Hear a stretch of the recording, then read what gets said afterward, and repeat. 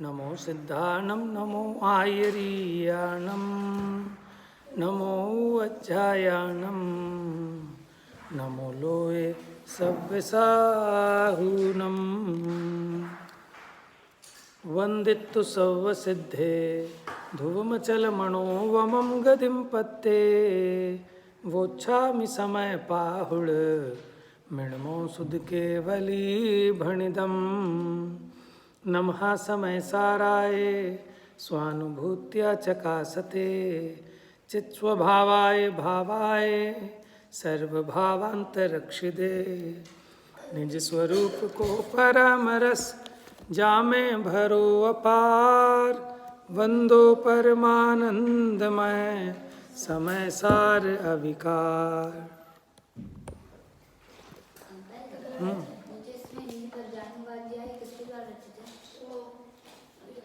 ये हिम्मतलाल जेठालाल भाई शाह है ना, उन्हीं का गुजराती अनुवाद था और उस गुजराती अनुवाद से हिंदी अनुवाद चेंज किया है, शायद परमेष्ठीदास जी न्याय तीर्थ ने।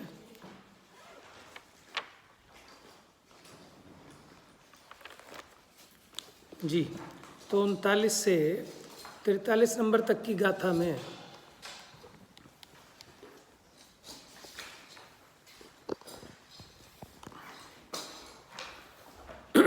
8 प्रकार की आत्मा के संबंध में जो मिथ्या मान्यताएं जगत में प्रचलित हैं या जो अन्य दर्शन मानते हैं, उनकी चर्चा की और उनको कहा कि वो जो ऐसा कहते हैं वो सत्यार्थवादी नहीं है, कि क्यों नहीं है। फिर उसका निराकरण किया 44वीं गाथा में। फिर आगे 45 नंबर की गाथा में क्या कहा था कि प्रश्न क्या उठाया था 45 नंबर की गाथा से पहले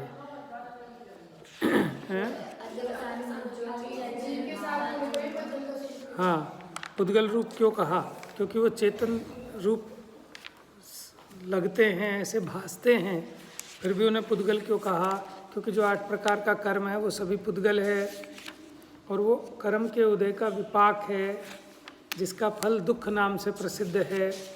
दुख आकुलता लक्षण वाला वो दुख है और उसमें ये सभी अध्यवसानादि भाव गर्भित हैं, इसलिए वे भी पुद्गलिक हैं, पुद्गल के परिणाम रूप हैं। फिर उसके बाद चर्चा आई कि अगर ये पुद्गल हैं तो फिर जिनागम में इनको जीव क्यों कहा, जीव का क्यों कहा? तो क्या उत्तर दिया 46वीं गाथा में? व्यवहार ये दिखला दिया, ठीक है, जिनदेव के उपदेश में, कि जब इन अध्यवसान आदि को जीव कहा तो अध्यवसान आदि को जीव कहकर ये व्यवहार दिखलाया है, माने व्यवहार न से। तो फिर प्रश्न ये खड़ा हुआ, क्या जरूरत पड़ गई थी उल्टी बात करने की? जो हैं पुद्गल के और कह रहे हो जीव के, कि पुद्गल के होने पर भी वर्तमान दशा में ये संसारी जीव किसी अपेक्षा कर्म, नो कर्म है ना, द्रव्य कर्म, भाव कर्म, ठीक है, इन सहित पाया जाता है। और देखो, अपरिचित से माने अगर किसी चीज़ से अपरिचित हैं तो स्थूल से सूक्ष्म की ओर ले जाते हैं, परिचित से अपरिचित की ओर ले जाते हैं, उदाहरण से दृष्टांत की ओर ले जाते हैं। तो जगत के जीवों को ये शरीर है ना, ये अध्यवसान आदि भाव, इनका तो परिचय है कि मैं क्रोध करता हूँ, ये तो जानता है, लेकिन मैं ज्ञान दर्शनमयी चैतन्य मूर्ति हूँ, ऐसा अज्ञानी जीवों को खबर नहीं है। तो जहाँ वो खड़े हैं, जितना वो जानते हैं, उससे लिंक करके यहाँ तक लेके आते हैं, क्योंकि व्यवहार के द्वारा परमार्थ का उपदेश किया जाता है। अनार्य भाषा के बिना अनार्य को समझाया नहीं जा सकता। मलेच्छ को मलेच्छ भाषा में समझाना पड़ता है, तोतले बालक को तोतली भाषा में समझाना पड़ता है। उसी प्रकार यहाँ व्यवहार के द्वारा परमार्थ जीव को समझाना अभिप्रेत है, माने मजबूरी है। व्यवहार मजबूरी है। फिर हमने व्यवहार के 3 कारण पहले पॉइंट लिखाए थे ना लास्ट। व्यवहार एक तो स्वयं परमार्थ नहीं है, दूसरा लेकिन परमार्थ का प्रतिपादक है, और तीसरा अन्यत्र भटकने से बचाता है। कोई इस खंबे में ढूंढने लगे, मेरा आत्मा शायद इस खंबे में हो, मेरा आत्मा भगवान की मूर्ति में हो, तो कम से कम जब ये बताया कि जो जीव है भैया इस देह देवल में रहे, तो कम से कम देह तक आया ना, यहाँ तक। अब यहीं मिलेगा, इसके बाहर तो खोजो मत, है। तो इसलिए व्यवहार ने भी प्रयोजनवान है। तो इसकी कुछ चर्चा हमारी हुई थी कि क्यों, क्या ऐसा क्या जरूरत आ पड़ी कि जिनागम में व्यवहार ने को क्यों कहा, व्यवहार ने से ऐसा क्यों कहा कि चेतन और देह एक हैं। तो आपको बताया कल कि जिस प्रकार अगर सर्वथा ऐसा माने कि जीव शरीर से सर्वथा ही भिन्न हो, तो जिस प्रकार भस्म को मसल देने पर हिंसा नहीं होती, उसी प्रकार कोई भी चींटी को, हाथी को, किसी को भी मार दे तो हिंसा नहीं होनी चाहिए, और हिंसा ही नहीं होगी तो इसको बंद भी नहीं होना चाहिए। बंद ही नहीं है तो फिर मुक्ति भी किसकी होगी। दूसरी बात, अगर ये रागादिक कर्मादिक पुद्गल हैं, जीव इनसे सर्वथा भिन्न माना जाए एकांत से, तो फिर तो बंधन की भी सिद्धि नहीं होगी, संसार दशा की भी सिद्धि नहीं होगी, और बंध के अभाव को ही तो मुक्ति कहते हैं। तो जब बंध ही सिद्ध नहीं होगा तो मुक्ति कैसे सिद्ध होगी। ठीक है, अब आ जाइए ग्रंथ में।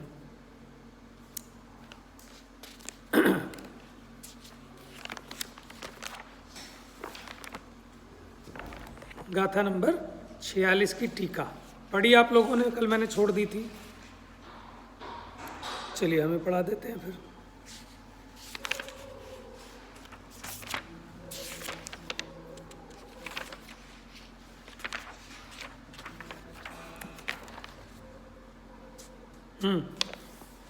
देखिए भाषा टीका, जल्दी से बुक में देखिए, देखो फटाफट। भाषा टीका, यह सब अध्यवसान आदि, आदि आदि को अंडरलाइन कर लो। अब आदि में क्या क्या आ जाएगा, अध्यवसान, फिर और क्या आ जाएंगे, कर्म, नो कर्म, शरीर, संयोग, सब आ जाएंगे। सद्भूत व्यवहार का विषय भी और असद्भूत व्यवहार का विषय भी। ये जीव हैं ऐसा जो सर्वज्ञ देव ने कहा वह, यद्यपि व्यवहार ने अभूतार्थ है। अभूतार्थ पे हमारी चर्चा हो चुकी है। हाँ, अभूतार्थ का मतलब झूठा है क्या? फिर क्यों कहा इसको अभूतार्थ, कि इसको गौण करके अभूतार्थ कहा। निश्चय ने आत्मानुभूति के लिए निश्चय ने प्रयोजनभूत है, उसकी मुख्यता में व्यवहार को अभूतार्थ कहा। फिर निश्चय की दृष्टि में व्यवहार का विषय दिखता नहीं है, इसलिए उसको असत्यार्थ कहा। अप्रयोजनभूत होने से असत्यार्थ कहा। तथापि व्यवहार ने को भी बताया है, कॉन्ट्राडिक्ट है, विरोध लग रहा है कि यद्यपि वो अपरमार्थभूत है, फिर भी व्यवहार ने को भी बताया है। कि क्यों बताया है? कि कोई प्रयोजन जानकर बताया है। बताओगे क्या प्रयोजन है? अब उतना टाइम नहीं है ना, आगे बढ़ो। जैसे मलेच्छों की मलेच्छ भाषा वस्तु स्वरूप बतलाती है, ये प्रयोजन है। उसी प्रकार व्यवहार ने व्यवहारी जीवों को परमार्थ का कहने वाला है। एक पॉइंट तो ये हो गया था कि क्यों अपरमार्थभूत होने पर भी, व्यवहार असत्यार्थ होने पर भी जिनवाणी में व्यवहार ने क्यों बताया। तो पहला पॉइंट ये था, है, इसको ब्रैकेट बना के लिख लो। पहला पॉइंट, व्यवहार ने व्यवहारी जीवों को परमार्थ का कहने वाला है, जैसे मलेच्छ को मलेच्छ भाषा में समझाना होता है। इसलिए अपरमार्थभूत होने पर भी धर्म तीर्थ की प्रवृत्ति के लिए, उसके बिना आप उपदेश ही नहीं दे सकते ना। अगर आप व्यवहार के द्वारा नहीं समझाओगे, आप मलेच्छों को समझाना है। माने जो अज्ञानी जीव हैं, आप कहीं जाओगे 10 लक्षण में, अष्टानिका में प्रवचन करने के लिए, तो वहाँ तो सामान्य जीव है, उन्हें नहीं पता क्या आत्मा है, क्या ज्ञान दर्शन है, कुछ नहीं पता। अब उन्हें आपने समझाना है, कैसे समझाओगे? अब आप अगर यहाँ शास्त्र की भाषा लेके बैठ जाओगे तो अगले दिन जयराम जी की आएंगे ही नहीं, उन्हें समझ में ही कुछ नहीं आएगा। तो आपको उनकी भाषा में समझाना पड़ेगा। भाव तो अपना है, लेकिन भाषा, जैसे उदाहरणों की भाषा कहते हैं, इसीलिए तो उदाहरण उपयोगी होते हैं कि सामान्य जन को समझाने में तुरंत सुबोधक होते हैं। तो अपरमार्थभूत होने पर भी धर्म तीर्थ की प्रवृत्ति करने के लिए वह व्यवहार न बतलाना न्याय संगत है।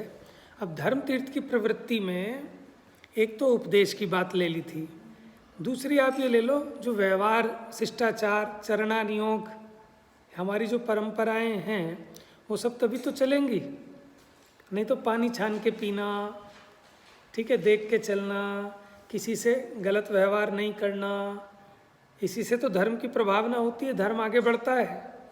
ठीक है, माने कोई भी अगर धर्म है, वैसे तो आत्मा के स्वभाव को धर्म कहते हैं, ठीक है, वैसे तो निश्चय से केला क्या है जो अंदर है खाने वाला, लेकिन वो भी पैकिंग के साथ रहता है ना, तभी तो चल पाता है, नहीं तो बिना पैकिंग के आप घर तक नहीं ले जा पाओगे उसको, बिना छिलके के केला।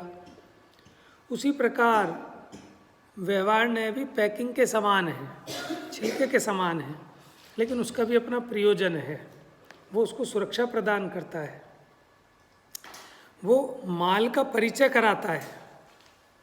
पैकिंग होती है ना, पैकिंग से तो पता लगता है अंदर क्या माल है, कितना वजन है, क्या क्या इसमें इंग्रेडिएंट्स हैं, क्या क्या इसकी क्वालिटी है। आप बाहर बाजार में सेब लेने जाते हो, संतरा लेने जाते हो, उसके छिलके को देख के आपको पता लगता है ना कि अंदर माल बढ़िया है कि घटिया है ना। यद्यपि छिलका खाने योग्य नहीं है, ये भी आपको पता है। तो धर्म तीर्थ की प्रवृत्ति करने के लिए वह बतलाना न्याय संगत ही है। देखो, कोई धर्म की लाइन पर लगाना, उसको ऐसे तो समझाते हैं कि भैया जित दर्शन करा करो, रात्रि भोजन छोड़ो, पानी छान के पियो, गुस्सा मत करो, मीठा बोलो, ये सब व्यवहार के द्वारा कह रहे हैं। निश्चय नहीं से देखेंगे तो वो तो कहेगा आत्मा खाता ही नहीं है, तुम क्या कह रहे हो, ये खाओ वो नहीं खाओ, तुम कह रहे हो रात में नहीं खाओ, आत्मा खाता है क्या, तो फिर ये क्यों कह रहे हो रात में नहीं खाओ, तो ग्रंथों में झूठ लिखा है क्या, कि भैया व्यवहार ने ऐसे कहा है, इसलिए व्यवहार ने के बिना तो धर्म तीर्थ की भी प्रवृत्ति नहीं होगी। निश्चय ने से देखें तो गुरु से ज्ञान नहीं होता, समझ में आया, अपने से ही ज्ञान होता है उपादान से, तो फिर तो कोई उपदेश क्यों सुनाएगा और कोई क्यों सुनेगा। बातें समझ में आ रही हैं आपको, भाव भाषण हो रही है, व्यवहार ने की क्या जरूरत है? उसके बिना कुछ चल ही नहीं सकता, लोकाचार भी नहीं चलेगा। अगर हम ये ना कहें कि मेरे कपड़े हैं, ठीक है, ये मेरा घर है, ये मेरी पत्नी है, तो ये झूठ तो नहीं है, ठीक है, क्योंकि अगर झूठ होता तो अगर मैं कहूँ ये मेरे बच्चे हैं, ये मेरी बीवी है, मेरे कपड़े हैं, मेरा मकान है, मेरा स्कूटर है, तो ऐसा कहने पे झूठ नाम का पाप लगना चाहिए। ये भी लिखवाया था ना एक पॉइंट कि झूठ नाम का पाप तो नहीं लगता। और अगर ये ना माने तो तेरा स्कूटर है कि मेरा स्कूटर है, तेरी बीवी है कि मेरी बीवी है, मेरा घर है कि तेरा घर है, कोई भेद नहीं रहेगा। क्या होगा? व्यभिचार फैल जाएगा, अनाचार फैल जाएगा, कोई किसी के भी कोई चीज़ छीन लेगा, है ना, तो माने वो जानवरपना आ जाएगा। समझ रहे हैं? तो कितनी उपयोगिता है व्यवहार ने की। परमार्थ से तो सभी आत्मा है, निश्चय न से, तो फिर चींटी, हाथी है, वक्ता, श्रोता, भगवान, भक्त सब एक समान हो जाएंगे। भगवान की पूजा क्यों करो, चींटी की पूजा कर लेना। फिर निश्चय न से देखें तो कितनी गड़बड़ होगी। आप समझ रहे हैं कि उसके बिना आप ये परमार्थ धर्म का भी उपदेश नहीं कर सकते, किसी को समझा नहीं सकते। जैसे निश्चय न से तो सब आत्मा है। अब क्या होगा फैमिली में, लोकाचार में भी देखो, सुबह उठ के आत्मा आत्मा से कहेगा जा, आत्मा के साथ जा और आत्मा का दूध लेके आ, फिर आत्मा को दूध पिला ताकि वो स्कूल टाइम पे चला जाए। अब बताओ कैसे काम चलेगा? वहाँ मम्मी ने सुबह उठ के कहा बच्चे को कि जा रामू काका के साथ जाओ, गाय का दूध लेके आओ, फिर ताकि इन बच्चों को दूध पिला देंगे तो फिर ये स्कूल में जाएंगे। अब अगर हम ये व्यवहार ना करें तो एक भी काम नहीं हो सकता जगत में भी, ठीक है, क्योंकि निश्चय से तो सब आत्मा है। कौन पुरुष, कौन स्त्री, कौन बच्चा, कौन बालक, कौन नौकर, कौन मालिक, कौन गाय? गाय भी तो जीव है। समझ रहे हैं आप? तो उसका प्रयोजन समझना, ज्ञान में अपेक्षा क्लियर होनी चाहिए, खाली कहने से नहीं होता। भाषा तो हम सही कर लेते हैं, हाँ मैं आत्मा हूँ, लेकिन भाव भासना भी तो होनी चाहिए। हम कहते तो हैं जो निगोद में सोई मुझ में सोई मोक्ष मंझार, खाली कहने से नहीं, उसकी भाव भासना होनी चाहिए। भाषा तो लौकिक जनों की रखना, भाषा तो व्यवहार नहीं की रखी जाएगी, लेकिन भाव परमार्थ का होना चाहिए। हम गड़बड़ क्या करते हैं कि हम भाषा सबसे पहले बदल लेते हैं। क्या बोलेंगे? अरे आओ प्रभु, आओ भगवान बैठो, आओ परमात्मा विराजो। ये तो कहना सीख जाते हैं हम, परमात्मा परमात्मा। होना क्या चाहिए? व्यवहार से जैसा हो वैसा कहो, लेकिन वो तो देखो एक होती है खाने की दवाई, एक होती है लगाने की दवाई। लिख लो, एक होती है खाने की दवाई, एक होती है लगाने की दवाई। उदाहरण एक देश घटित होते हैं, हमेशा ध्यान रखना। तो जो निश्चय का विषय है ना, सच में वो खाने की दवा है, वो श्रद्धान का विषय है। और जो व्यवहार है वो लगाने की दवा है, वो भाषा में समझने समझाने में है। अब ये करता क्या है? खाने की दवाई को तो लगाए और लगाने की दवाई को खाए, तो मरेगा कि नहीं मरेगा? है ना। अब हम क्या करते हैं कि धर्म होता है आत्मा में, हम धर्म का बाहर चोला पहनते हैं, यानी हम धर्म का प्रदर्शन करते हैं, दिखाते हैं कि हम धर्मात्मा हैं। और कैसे दिखेंगे हम धर्मात्मा हैं? एक लंबा तिलक लगा लो, ठीक है, लंबा तिलक, माधुरी वाणी, दगाबाज की यही निशानी। अरे हम धन्य हो गए, आप हमारे यहाँ पधारे। झुकेंगे भी इतना कि धरती में जैसे घुस जाएंगे। ठीक है, अरे अंदर से झुकना है। समझ में आया? ये लंबा तिलक लगाने से कोई ज्ञानी नहीं हो जाता, भाषा के बदल लेने से ज्ञानी नहीं हो जाता। अच्छी बात है आपका। अब क्या होगा कि किसी को धर्मात्मा दिखना है तो पहले जीन्स टी शर्ट छोड़ो, कुर्ता पजामे पे आ जाओ। और बड़ा धर्मात्मा दिखना है तो कुर्ता पजामा भी छोड़ो, धोती दुपट्टे में आ जाओ। और बड़ा धर्मात्मा दिखना है तो ये भी छोड़ दो, एक लंगोटी और एक क्या रखते हैं वो, दुपट्टा है ना, दुपट्टा भी नहीं, वो एक छोटा वस्त्र रखते हैं, छुल्लक। और होना है तो वो कपड़े भी छोड़ दो, और बड़े धर्मात्मा कहलाओगे। तो भैया ये तो सब बाहर की चीज़ें थी, लेकिन आदमी सबसे पहले इन पे लगता है। अब उसमें अपने मन का चोर पकड़ना कि आप अंदर से बदल रहे हो कि बाहर सिर्फ दिखाना चाहते हो। अब फैशन हो गया, अध्यात्म भी आज की डेट में फैशन है। सही में आज फैशन में है, हर आदमी अपने को आध्यात्मिक दिखाना चाहता है। हर आदमी बातें ऐसी बनाएगा बड़ी बड़ी, लेकिन अंदर में कुछ परिवर्तन आ रहा है कि नहीं आ रहा। देखो आप भगवान हो, ये श्रद्धान का विषय है, ये कहने का नहीं है, वो खाने की दवा है।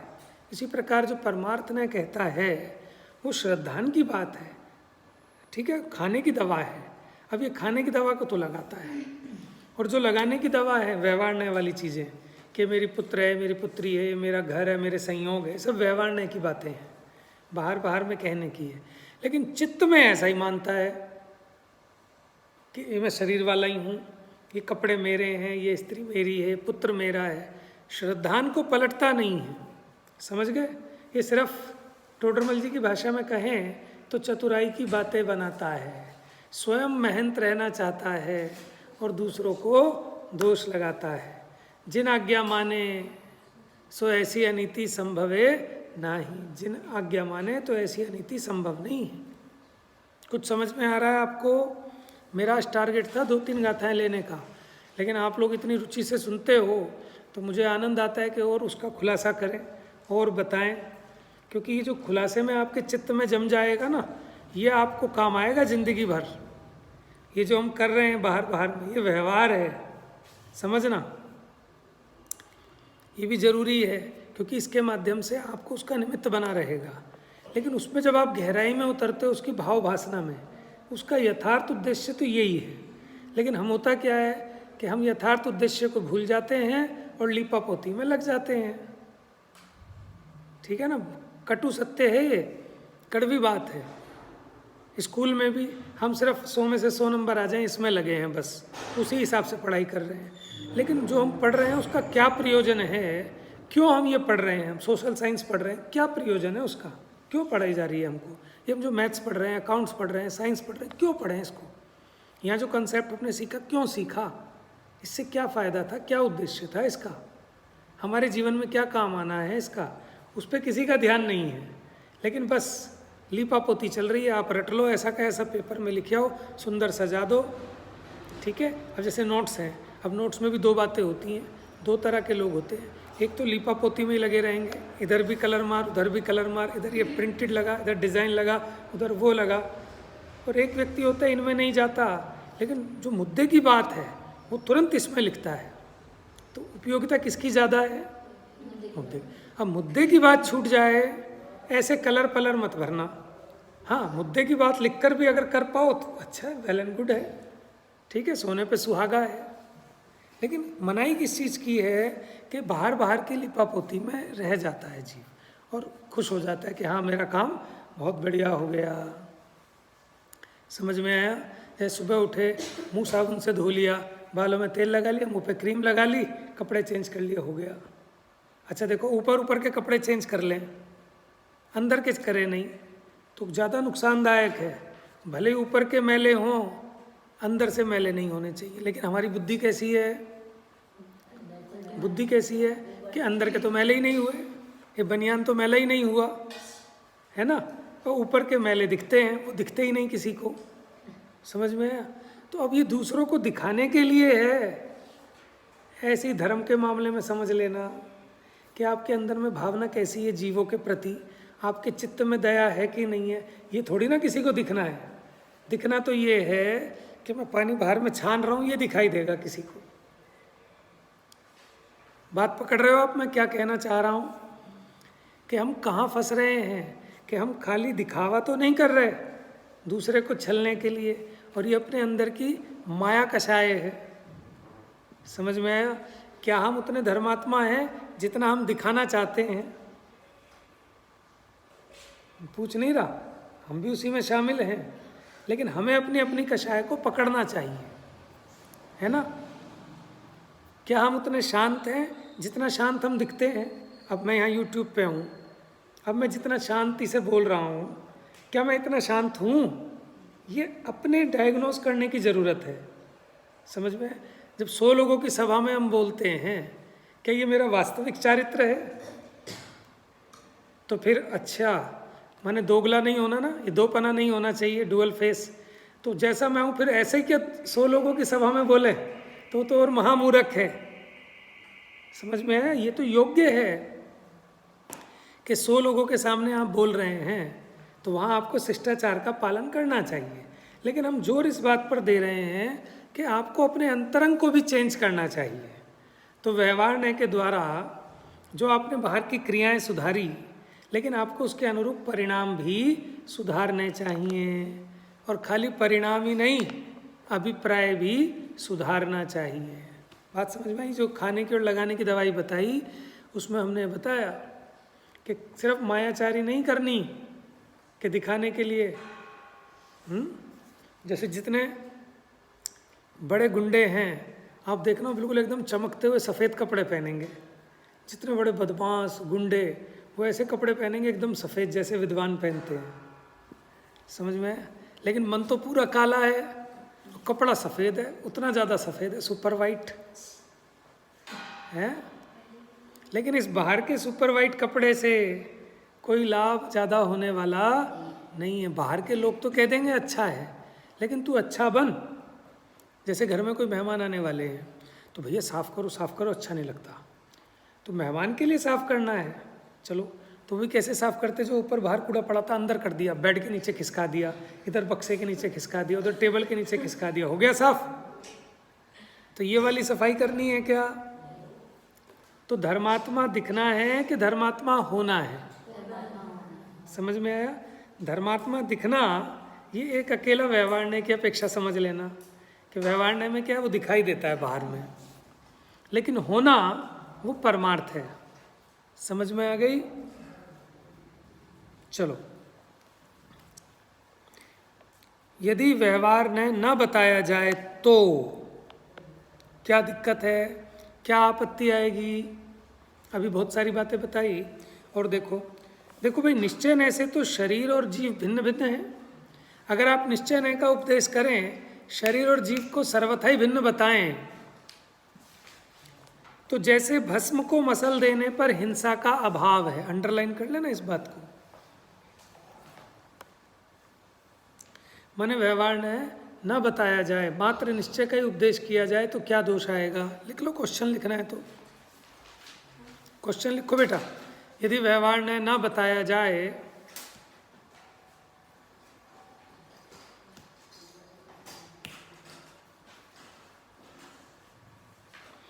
मात्र निश्चय न का ही उपदेश दिया जाए तो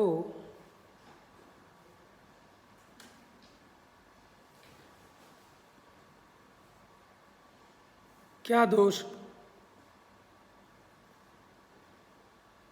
उत्पन्न होगा? इसका आंसर आ गया यहाँ पर। क्वेश्चन समझ में आ गया बेटा? बाद में लिख लेना। क्वेश्चन लिख के तो छोड़ दो, ऐसे ही घर पे लिख लेना, प्रश्न लिख के छोड़ दो।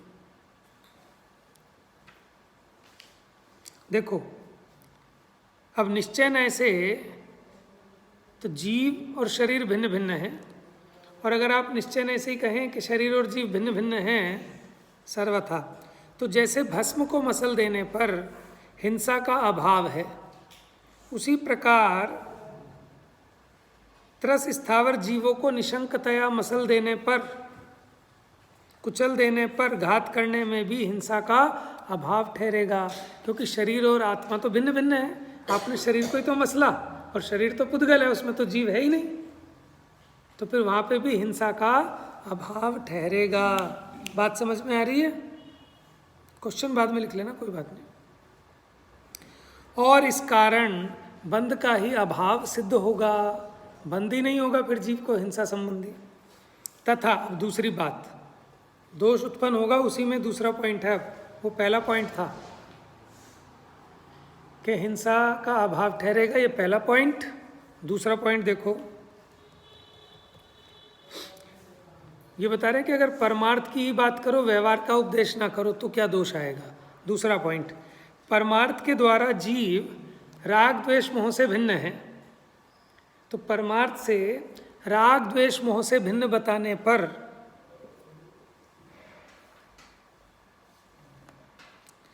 रागी द्वेषी मोही जीव कर्म से बंधता है, उसे छुड़ाना। इस प्रकार का जो जिनवाणी का उपदेश था कि रत्तो बंधदि कम्मम, कि जो रागी बांधे कर्म को, और जो राग से रहित है वो मुंचदी, वो छूटता है, मुक्त होता है। तो रागादि से बंध होता है, इसलिए उसको छोड़ना, इस प्रकार मोक्ष के उपाय के ग्रहण का अभाव हो जाएगा। फिर तो मोक्ष के उपाय का अभाव ठहरेगा, क्योंकि मोक्ष का उपाय क्या बताते थे कि रागादि से जीव बंधता है, इसलिए रागादि को छोड़ना। तो अब ये कहेगा कि जब रागादि मेरे से भिन्न ही है, जब रागादि रूप में होता ही नहीं हूँ, तो फिर उसे क्या छोड़ना? तो फिर छोड़ेगा नहीं, तो फिर मुक्त भी नहीं होगा। आ रही है बात समझ में? स्वस्ति अनिमेषा, एक लड़की कम नजर आ रही है, कोई 3 3 6 ही थी।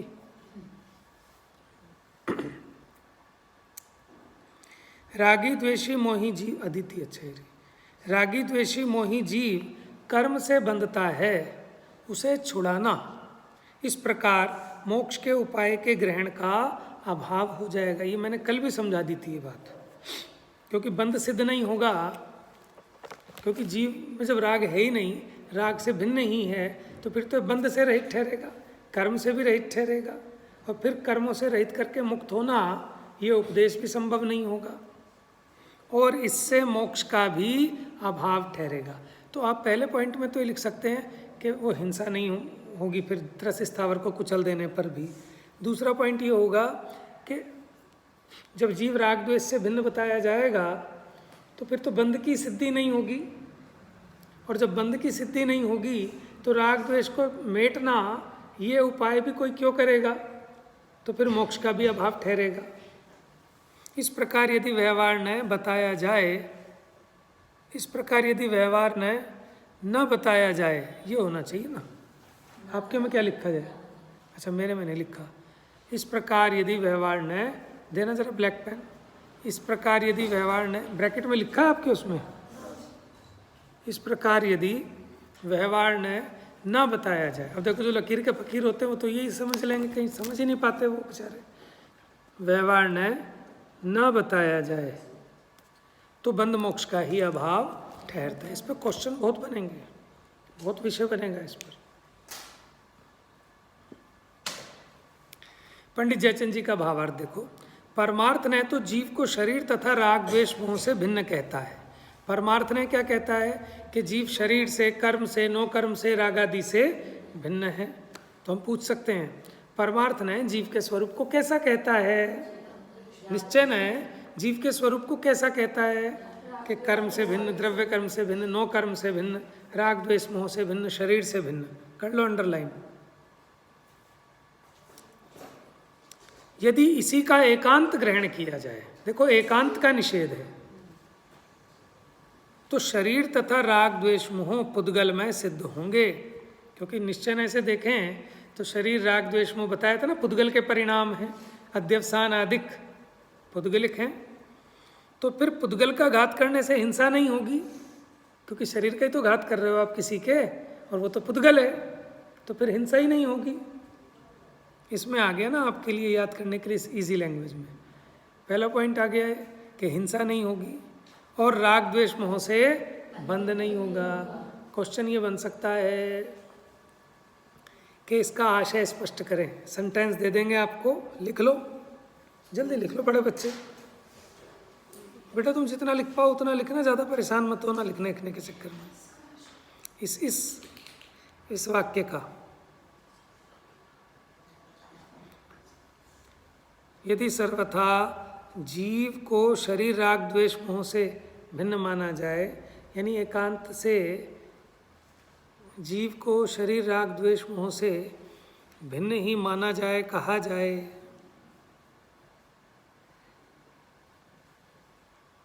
तो फिर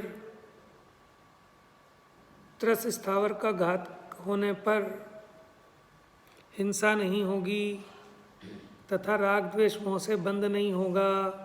इस कथन का आशय स्पष्ट करें। समझ गए? अभी अंडरस्टैंडिंग वाला क्वेश्चन बनेगा। इसमें कोई नकल पकल नहीं चलेगी कि हम पहले बता दें आपको, उत्तर रटवा दें। आपका अपना इंडिविजुअल उत्तर होगा, आपको क्या समझ में आया है।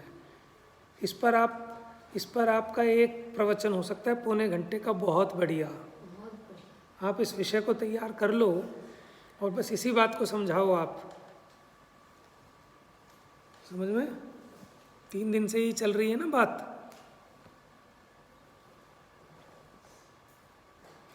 आशय स्पष्ट करें, इस कथन का आशय स्पष्ट करें। आशय माने क्या, कहना क्या चाहते हैं इसमें, वो आपको स्पष्ट करके समझाना है। एक तरीके से देखा जाए तो इसमें आपको ये भी समझाना पड़ेगा कि व्यवहार की उपयोगिता है, नहीं तो फिर ये दोष आते हैं। इस प्रकार परमार्थ से जो संसार मोक्ष दोनों का अभाव कहा, परमार्थ से तो कहा कि ना तो बंध है ना मुक्ति है, और अगर एकांत से फिर यही ठहरेगा किंतु ऐसा एकांत रूप वस्तु का स्वरूप योग सार एक गाथा है कि तू बंध और मुक्ति के विकल्प को भी छोड़ दे। ये जीव न तो बंध को प्राप्त होता न मुक्ति को प्राप्त होता, लेकिन वो निश्चय से किया गया कथन है। अगर उसी का एकांत ग्रहण करे तो फिर वस्तु स्वरूप सिद्ध नहीं होगा, फिर संसारी और सिद्ध ऐसे सिद्धि नहीं होंगे, बंध और मोक्ष की सिद्धि नहीं होगी। बात समझ में आ रही है भाई?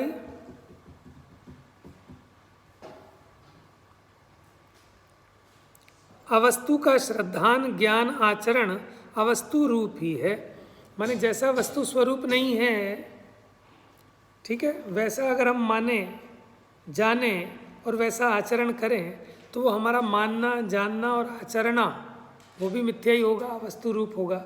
जैसे गधे के सींग नहीं होते लेकिन आप मानो कि गधे के सींग होते हैं, तो वो तो वस्तु स्वरूप है नहीं, लेकिन आपका ज्ञान झूठा हो जाएगा। अगर आप ये कहोगे, मानोगे, जानोगे, आपका श्रद्धान झूठा हो जाएगा। ठीक है, तो अब ये अंडरलाइन कर लेना, इसका अर्थ क्या है। अवस्तु का श्रद्धान ज्ञान आचरण अवस्तु रूप ही है, इसको अंडरलाइन कर लो, इस पे भी क्वेश्चन बन सकता है, आप लिख लिया करो। जो मैं बताता हूँ ना क्वेश्चन बन सकते हैं, जब आप नोट्स बनाएं तो ऐसा एक प्रश्न अपने आप बनाएं और उसका जवाब लिखें कि इसका आशय स्पष्ट करें। एक क्वेश्चन ऐसा बनाऊंगा इस बार, निम्न कथनों का आशय स्पष्ट करें, 5-5 नंबर के, उसमें 4 पार्ट होंगे, 5 चौक 20। ठीक है, ब्लूप्रिंट ऐसे साथ साथ बनता जाएगा। 100 नंबर का पेपर होगा। ठीक है, एक में से ही नहीं, अलग अलग गाथाओं में से आ जाएंगे। निम्न कथनों का आशय स्पष्ट करें, उसमें आपको थोड़ा सा समझाना होगा, इसलिए 5 नंबर का एक एक प्रश्न होगा। लिख लेना आप अपनी कॉपी में यहीं पर। 4 ऑप्शन नहीं, 4 पार्ट होंगे उसके। क्वेश्चन एक होगा, निम्न कथनों का आशय स्पष्ट करें। ठीक है, ABCD, उनमें एक चॉइस दे दूंगा, 1 या 2 और चॉइस दे दूंगा कि 6 में से कोई 4 कर ले, 5 में से कोई 4 कर ले। तो समझदारों का ही काम चलेगा, समझदारी से जो समझेंगे। तो ये समझ में आया, अवस्तु का श्रद्धान, ज्ञान, आचरण अवस्तु रूप ही होता है। ठीक है, जैसे कोई ये माने कि आकाश के फूल तो होते नहीं ना, तो ऐसा जो ज्ञान है वो ज्ञान भी क्या होगा? अज्ञान होगा, मिथ्या ज्ञान होगा। ऐसा श्रद्धान मिथ्या श्रद्धान होगा। और कोई खुशबू लेने की चेष्टा करे, आहा आकाश के फूल तो बड़े सुंदर हैं, तो उसका वो आचरण भी मिथ्या आचरण होगा। बस इतना सा आशय है इसका कि जो जैसा स्वरूप नहीं है वस्तु का, अगर वैसा मानेंगे तो अपना ज्ञान भी अवस्तु रूप होगा, माने वो मिथ्या होगा। ऐसा श्रद्धान करेंगे तो वो श्रद्धान मिथ्या होगा, ऐसा आचरण करेंगे तो वो आचरण भी मिथ्या होगा। इसलिए व्यवहार का उपदेश न्याय प्राप्त है। इस प्रकार स्यादवाद से दोनों नयों का विरोध मिटाकर श्रद्धान करना सुसम्यक्त्व है। ये बात पहले भी पीछे भी कहीं आई है। जयचंद जी छाबड़ा साहब ने 6ठी 7वीं गाथा की टीका में कहीं आई थी पीछे, या 11वीं 12वीं गाथा की टीका में होगी। इस प्रकार, ये इंपॉर्टेंट कथन है, लिख लो। इस प्रकार स्यादवाद से दोनों नयों का विरोध मिटाकर श्रद्धान करना सुसम्यक्त्व है। प्रश्न बनेगा किस प्रकार, स्पष्ट करें किस प्रकार। तो उसके लिए आपको ऊपर की बात बतानी पड़ेगी ना। ये जो पैराग्राफ आया है समझ में आ रही ज्ञानम? अगर मैं प्रश्न पूछूं, कथन ऐसा लिखूं कि इस प्रकार स्यादवाद से, या फिर ऐसे स्यादवाद से दोनों नयों का विरोध मिटाकर श्रद्धान करना सुसम्यक्त्व है, इसको स्पष्ट करो। या फिर किस प्रकार, इस प्रकार में बताना पड़ेगा आपको।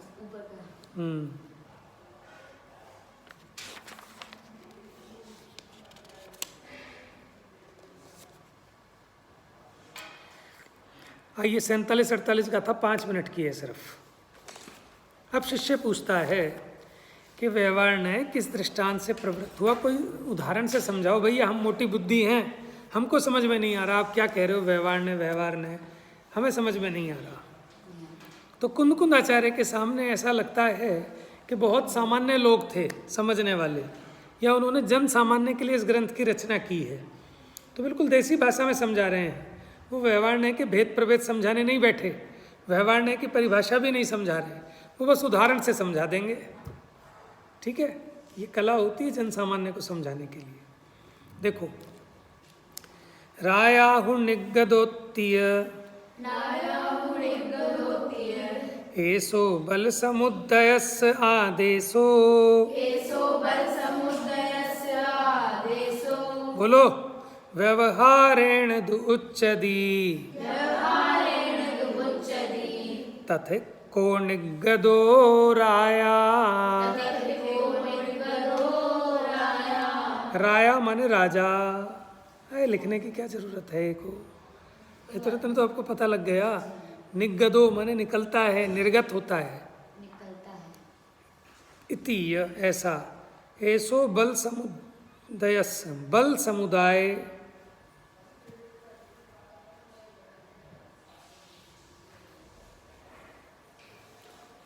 आदेशो, आदेशो मैंने कहना कि जब वो अपने दल बल के साथ निकलता है ना राजा, अपनी सेना के साथ, तो बल समुदाय सहित निकलता है, तो उसमें कैसा कहते हैं कि देखो राजा जा रहा है, देखो राजा युद्ध के लिए निकला, ऐसा कथन होता है ना बेटा, है? हम कहते देखो मोदी जी जा रहे हैं, मोदी जी जा रहे हैं, उनके आगे पीछे इतने कमांडो हैं, ब्लैक कमांडो हैं, 4 पुलिस की गाड़ियां हैं, आगे पीछे 2 एम्बुलेंस चल रही हैं, तो दल बल के साथ निकले। लेकिन क्या कह रहे हैं कि देखो मोदी जी जा रहे हैं। ऐसे ही राजा जब अपने बल समुदाय के साथ निकलता है तो ये कहना है, तो इतने सारी सेना, लेकिन फिर भी क्या कह रहे हैं, राजा जा रहा है। अच्छा, जैसे बारात जाती है तो कहते देखो दूल्हा जा रहा है, तो दूल्हा जा रहा है कि उसमें बाराती भी हैं, बैंड बाजे वाले भी हैं, सब हैं, लेकिन क्या कह रहे हैं, दूल्हा जा रहा है। तो दूल्हा तो उनमें एक है, लेकिन फिर भी व्यवहार से कैसा कहा, उस पूरी बारात को ही ऐसा कहते हैं कि दूल्हा जा रहा है। ये प्रश्न था कि कोई उदाहरण से समझाओ कैसे व्यवहारने की प्रवृत्ति कैसे होती है। अब दूसरी लाइन देखो, व्यवहारेण दु उच्चदी, उसी प्रकार व्यवहारने से उच्चदी माने कहते हैं, तथे को माने वहां पर एक है, निगदो राया। अब वो जो निकला है उसमें राजा तो एक है, लेकिन वो करोड़ लोगों की सेना है, पलटन है, और उसमें क्या कह रहे हैं कि देखो राजा निकला। तो ऐसा कहना ये व्यवहार है। इसका मतलब क्या हुआ कि कर्म, नो कर्म है ना, अध्यवसानादि भाव, और इसमें जीव, इन सबको मिलाकर क्या कह देते हैं, जीव है। जैसे हमने कहा ये मनुष्य जीव है, तो जो मनुष्य जीव कहा इसमें बहुत सारी चीज़ें हैं, ध्यान से सुनना, कि ये नो कर्म है देह पुद्गल की, वहीं कर्म है, और अध्यवसान आदि वो कर्म वो वाले भी हैं, भाव कर्म पुद्गल वाले भी हैं, ठीक है। अब और वहाँ चेतन भी है। अब उन सब में चेतन तो एक है, बाकी सब ये पलटन है, लेकिन इन सबको मिलाकर एक जीव कह दिया, तो व्यवहारने का कथन हुआ ना। तो ये उदाहरण से समझाया कि जैसे उस दल बल के साथ जब राजा निकला तो कथन ये करते हैं कि देखो राजा निकला है, लेकिन राजा तो उसमें एक है। ये व्यवहारने का कथन था, है ना, समझ में। अब देखो दृष्टांत, एमेव व्यवहारो, बता रहे हैं ना अगली गाथा में, एमेव व्यवहारो अज्जवसाणादि अन्न भावाणम जीवोत्ति कदो सुत्ते तथेको निच्छदो जीवो। आ गया समझ में। इसी प्रकार व्यवहार ने अध्यवसान आदि अन्न भावानम, अध्यवसान आदि जो अन्य भाव हैं, जीवोत्ति माने कदो सुत्ते, सुत्ते माने सूत्र में ऐसा कहा गया है। इन सबको क्या कहा कि जीव है, ऐसा आगम में कहा गया है। त्रस जीव है, एक इंद्रिय जीव है, 2 इंद्रिय जीव है, ये रागादि वाला जीव है, ऐसा सूत्र में कहा गया है। तथे को वहाँ पर एक है जीव, तो निश्चय न दो जीवो, निश्चय न से जीव तो एक है। उसी प्रकार शास्त्र में भी, ये तो उदाहरण दिया था ना सेना और राजा वाला, उसी प्रकार शास्त्र में भी अध्यवसानादि अन्य भावों को सूत्र में जीव कहने का व्यवहार है। निश्चय न से तो उनमें भी जीव तो एक ही है। बात समझ में आ गई। अब इसमें मुझे आगे कुछ नहीं बताना, ये दोनों गाथाएं दृष्टांत और सिद्धांत बताने वाली थी। अब 46 नंबर की गाथा है मोस्ट इम्पोर्टेंट गाथा, मोस्ट इम्पोर्टेंट, और ये 49 नंबर की गाथा, और ये 5 परमागमों में है ये गाथा। लिख लेना इस गाथा की विशेषता, ये गाथा 5 परमागमों में है। उसके अलावा द्रव्य संग्रह में भी कोट है, उसके अलावा धवला अधिक में भी आती है, उसके अलावा और भी अन्य अनेक ग्रंथों में ये गाथा उद्धृत हुई है। ऐसा लगता है कि ये गाथा परंपरा से आई हुई गाथा है और बहुत इम्पोर्टेंट गाथा है। लिखो जरा, समय सार में 49 नंबर है इसका, फटाफट लिख लो। समय सार में 49 नंबर की गाथा है। पंचास्तिकाय में 127 नंबर की गाथा है, 49 ये समय सार में तो 49 है, छोटा छोटा लिख लो फटाफट शॉर्ट में। पंचास्तिकाय में 127 नंबर की गाथा है, प्रवचन सार में हो गई 172। अंकों को पलट लो थोड़ा सा, 127 से बन जाएगा 172। 127 पंचास्तिकाय में, 172 प्रवचन सार में। आ गई बात समझ में? 46 नंबर की नियम सार में, तो 46 को पलटो, 64 हो गई भाव पाहुड़ में, अष्ट पाहुड़ में। याद रखना भी आसान है ना, इस पे भी एक क्वेश्चन बना लेना। अब आप अपने नोट्स में इस तरह से नोट्स बनाया करो, क्वेश्चन आंसर की शैली में, और मैं ग्रेडिंग करता जाऊंगा इन मार्क्स की, और लास्ट में उस हिसाब से नंबर दूंगा। आपकी बार कॉपी के जोरदार नंबर दूंगा मैं। अब पता नहीं, मैं तो 10 देने का मन है, क्योंकि अब आपकी मेहनत बहुत होगी नोट्स बनाने में। ठीक है जी। पंचास्तिकाय में 127, प्रवचन सार में 172, नियम सार में 46, 172, 64, और भी षटखंडागम में भी है, और द्रव्य संग्रह में भी कोट की गई है। चलो गाथा को पढ़ना सीख लेते हैं बस। अरस मरुवम गंधम, अरस अरूप अगंध, आत्मा रस से रहित है, रूप से रहित है, गंध से रहित है। अवत्तम चेदना गुणमसत्तम, इसको आप अंडरलाइन कर लेना गाथाओं में अलग अलग। अव्यक्त है, चेतना गुण सहित है, असद्दम, असद्दम माने अशब्द है, शब्द से रहित है। जान अलिंग गहणम, जान अलिंग गहणम, जीवम निदिष्ठ संठानम। तो जीव अनिर्दिष्ट संठानम, अनिर्दिष्ट संस्थान, जिसका कोई संस्थान नहीं कहा गया। 6 प्रकार के संस्थान हैं शरीर के, आत्मा का कोई संस्थान नहीं कहा। आत्मा को में कोई रस है क्या? रस तो पुद्गल का गुण है, पुद्गल की बढ़िया रस रूप गंध वर्ण, ये तो पुद्गल की विशेषताएं हैं, इसलिए आत्मा में नहीं है। शब्द वो भी पुद्गल की पर्याय है, आत्मा में नहीं है, इसलिए आत्मा अशब्द है। अलिंग ग्रहणम के लिंग माने होता है चिन्ह, अनुमान के चिन्ह, तो आत्मा अनुमान का विषय नहीं है, ये तो स्वानुभव का विषय है। ठीक है। अनिर्दिष्ट संस्थान, अव्यक्त माने ऐसा व्यक्त नहीं है जैसे कि आपको ये सब चीज़ें व्यक्त हैं, जैसे पुद्गल व्यक्त है ना, लोक व्यक्त है, ऐसा स्थूल नहीं है, सूक्ष्म है, अतीन्द्रिय ज्ञान का विषय है, इंद्रिय ज्ञान का विषय नहीं है, इसको इसलिए कहा अव्यक्त है। जानो, इसे जानो, कैसे जानो? कि लिंगों के द्वारा नहीं जाना जाएगा, कि जो खाता है पीता है चलता है नहाता है धोता है ये जीव, ऐसे नहीं। अनुमान के चिन्हों से नहीं कि देखो वहाँ आग लग रही है यहाँ होना चाहिए, ऐसे नहीं। डायरेक्ट प्रत्यक्ष आत्मा का अनुभव करके जानो, ये प्रेरणा दे रहे हैं। ठीक है। ये गाथा सबको बिल्कुल अच्छे से कंठस्थ होनी चाहिए। इसमें कितने विशेषण बताए, कितने नास्ति से बताए, कितने अस्थि से बताए, ये आप कल बताएंगे मुझे। आत्मा की विशेषता नास्ति से बताई, जैसे अरस अरूप, और फिर कुछ अस्थि से बताई। ठीक है। तो ये गाथा आप याद करेंगे। ये बहुत लंबी टीका है, इसकी 6 करके 42 बोल हैं इसमें टोटल मिला के।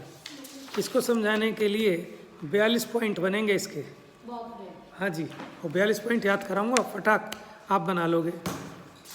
एक में बनाने सीख जाओगे 6 तो फटाफट बन जाएंगे। और प्रवचन सार में अलग व्याख्या है इस गाथा की, वहाँ 20 बोल हैं अलिंग ग्रहण के, एक अलिंग ग्रहण के 20 पॉइंट हैं। ये बड़ी ज़बरदस्त गाथा है। ठीक है, अच्छे से तैयारी करें, कल क्लास होगी ना आपकी? ठीक है, जल्दी जल्दी क्लास ले लो, बीच में मेरी छुट्टी वुट्टी भी हो जाती है, हो भी जाएगी। जा वाणी के ज्ञान से सूझे लो